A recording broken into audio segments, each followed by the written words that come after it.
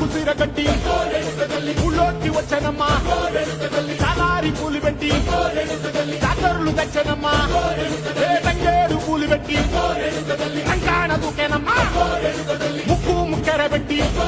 ముల్లోకాల నెలనమ్మా ముందార చూడంగా మున్నూరు కన్నులమ్మా వెనుకాల చూడంగా ఏనూరు కన్నులమ్మా